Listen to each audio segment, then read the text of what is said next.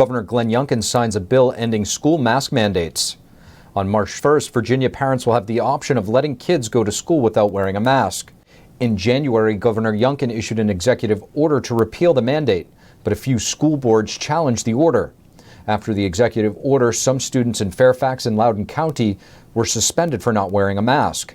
And Woodgrove High School in Loudoun County made headlines after suspending an Eagle Scout for 10 days. Here we have school boards that are actually making it hard for kids to come to school. They won't let them come to school. This is exactly what parents across America and parents across Virginia are standing up and saying, no more, we're going to elect different folks.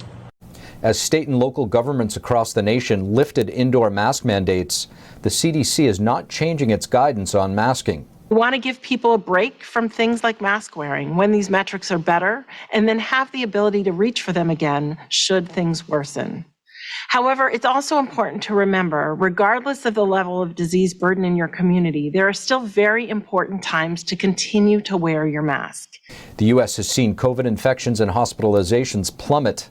Cases have plunged from nearly 460,000 a day 2 weeks ago to 150,000 on Monday. COVID hospitalizations have fallen 45% from peaking 1 month ago.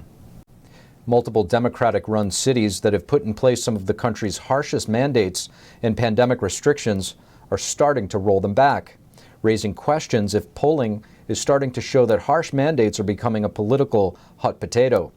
To try and figure it all out, we're happy to have Oklahoma candidate for United States Senate, Jackson Lahmeyer. Jackson Lahmeyer, thank you so much for joining us on the Capitol Report. Well, thank you so much for having me on. It's a real honor. Absolutely. Now, Jackson, I want to ask you about the vaccine mandates. Washington, D.C.'s requirement to show proof of vaccine indoors only lasted about a month, and it was lifted or done away with yesterday. Philadelphia has just announced they're dropping their requirements.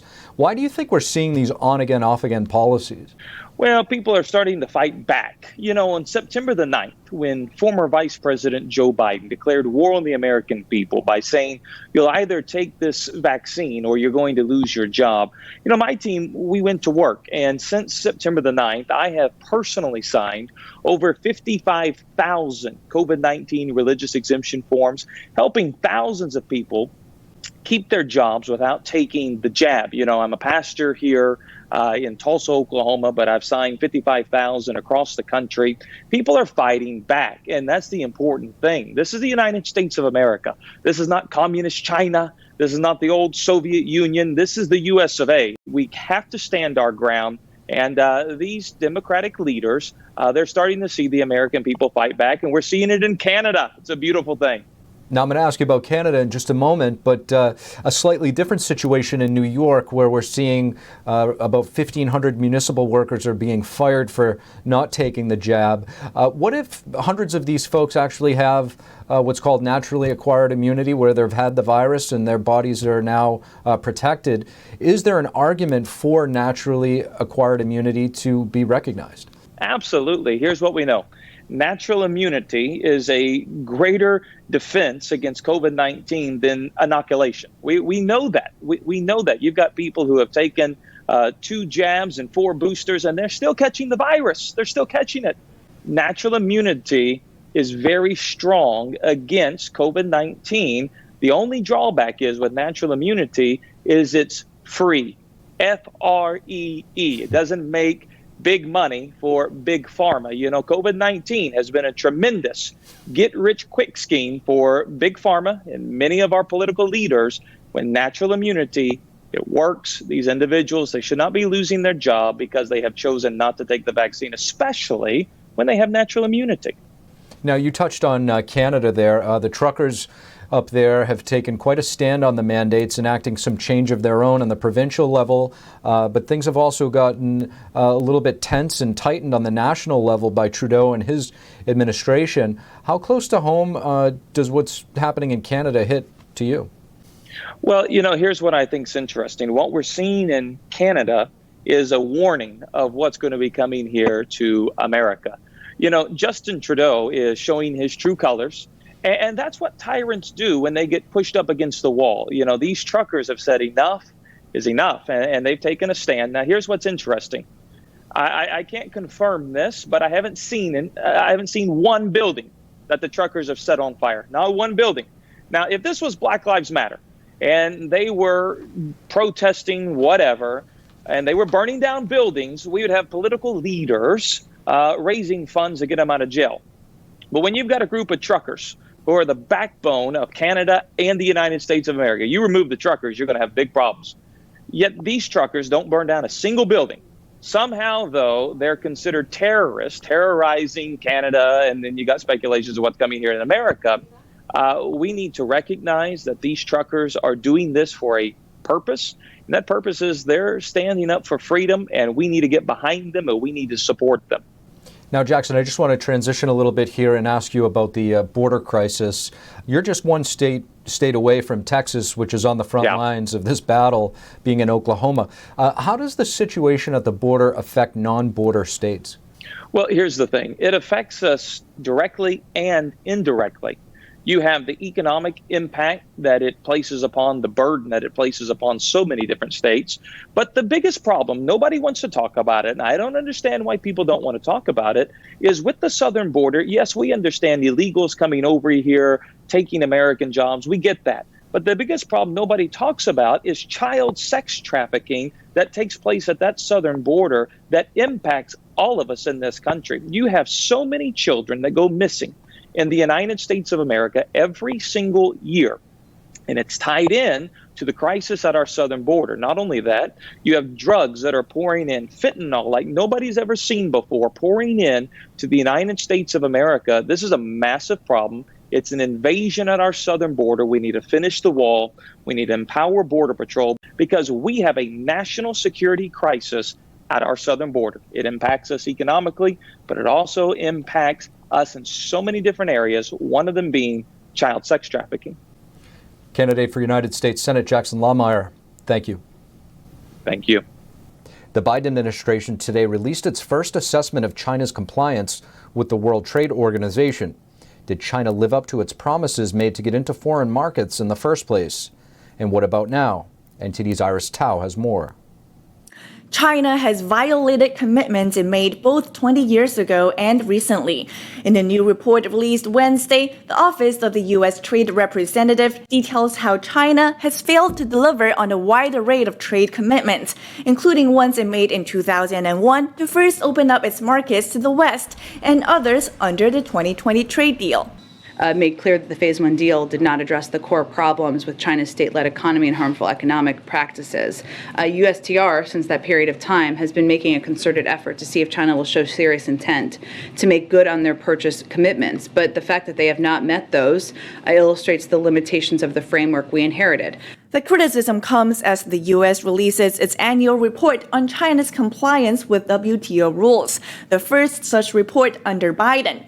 U.S. Trade Representative Catherine Tai says China flouted free market principles and instead expanded a state-led approach, causing harm to workers and businesses around the world. The U.S. has repeatedly called for China to keep its promises. Here's Tai back in October. For too long, China's lack of adherence to global trading norms has undercut the prosperity of Americans and others around the world.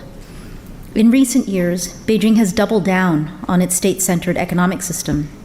Despite the calls, the latest data shows China ended up buying only about half of the U.S. products it had promised to buy. And House Republicans are now urging Biden to take immediate action. 60 of them sent a letter on Tuesday asking Biden to address China's $16 billion shortfalls in agricultural purchases. They're warning that a lack of enforcement action will set a precedent that will be detrimental for future trade negotiations. Reporting in Washington, D.C., Iris Tao, NTD News. As we reported yesterday, inflation has been soaring, with wholesale prices shooting up well past Wall Street's estimates. Here to discuss with us, we're happy to have on member of the House Financial Services Committee, Congressman Warren Davidson. Congressman Warren Davidson, thank you so much for joining us on the Capitol Report. Yeah, thank you. It's always nice to join you. Now, Congressman, inflation has been talked about for months now. Some key indicators like wholesale prices are still continuing to surge, exceeding Wall Street's expectations. In your opinion, is there any light at the end of the tunnel? Well, I think there's light. The question is, how long's the tunnel? And of course, the challenge for the Federal Reserve has been, they're still buying mortgage-backed securities. They're still buying treasuries, so furthering the economic distortion. And the challenge also for the Fed is Congress keeps spending more money than America collects in taxes, and frankly, more than other countries or financial institutions want to lend us.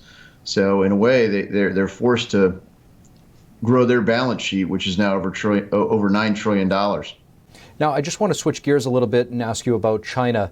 A group of your colleagues penned a letter to President Biden in concern of the U.S.'s relationship with China in regard to trade. China has failed to meet its end of the bargain in the Phase 1 trade deal with the U.S. How do you think this should be dealt with? Well, look, the problem's much deeper and more persistent than that. China promised, as part of the terms and conditions of being a member of the World Trade Organization, to be a market economy. I mean, they're not a market economy. They're a state-sponsored economy. And when companies compete against Chinese companies, they're competing against a whole-of-government approach from China. Their national intelligence apparatus, all of the resources of the Chinese government, depending on the sector, are aimed at making sure the Chinese companies win and the foreign competitors lose. And so really we need to be building, alliances, allies around the world, other WTO member nations, to hold China accountable, not just to their Phase 1 deal with Donald Trump, but to their broader commitment to the global trade community as part of the World Trade Organizations. And I think fundamentally we'll be better positioned if we multiply our allies than if we multiply our enemies when it comes to trade. Now, you did just touch upon a few areas here, but is there a path to a symbiotic trade relationship with China? I mean, in my view, the only path to a symbiotic trade relationship is China does what they said they would do, is become a market economy. Unfortunately, China has already done to many American companies what they've done to many Hong Kong companies and many Taiwanese companies, which is they've flooded them with capital and opportunities, and they've got companies like Nike saying they're a Chinese company. They've got General Motors, where their largest customer segment's now China, not America. And companies tend to follow their financial interests, and in a way, yeah, they have a fiduciary duty to their shareholders to do that. But for the United States of America, we need to be clear that we have free, fair, and open trade, not state-sponsored trade. And I don't think the right way to compete with China is to get better at the same game China is rigging to help China. I think the right way to do it is to go back to the system of free and fair trade that China signed up for. And, we need to build allies in that fight, because China doesn't just do this to the United States of America. They do that to all the countries. And you go back to COVID, China was telling countries like France, yeah, we can get you some personal protective equipment as long as you use Huawei for 5G. Two unrelated things. You're like, who does this? Well, China does that, and they do it to everyone. Congressman Warren Davidson, always great to have your perspective. Thank you. Thank you. Shirking executive privilege, President Biden is ordering the release of former President Trump's White House visitor logs. The log of visitor appointments while Trump was in the White House will go to the January 6th committee. Members of the panel are interested in the Trump rally that took place at the Ellipse on the morning of January 6, 2021. They want to know how the rally was organized and financed. Among their questions is how close the organizers of the rally coordinated with White House officials. Democratic Senator Richard Blumenthal and Republican Senator Marsha Blackburn have introduced a bill to enhance children's safety online. The Kids Online Safety Act came after reports that Facebook usage could be harmful to teen girls' mental health. Senator Blumenthal said big tech was unwilling to change despite many stories of physical and emotional damage to young users. Parents would have tools to protect their kids and an option to disable so-called addictive features. Platforms would be responsible for mitigating harm to minors, especially as it pertains to suicide, eating disorders, substance abuse, and sexual exploitation. Now we have some exciting news. SHEN is back in D.C. The show presents a China before communism, along with a message of hope. My goodness, I mean, have you heard the crowd? And no one has left, which for Washington, D.C. is very unusual. Okay, people are enjoying it immensely. B.J. Penn served as acting Secretary of the Navy during the Obama administration. Penn has been watching Shenyun for several years. The beauty, the message, the skill and the talent of the performers is just really remarkable. He appreciates the positive energy from the show and says it means even more during the pandemic. The heart, from the heart. They feel it, and I think the audience feels it as well. I'm elevated. I feel good.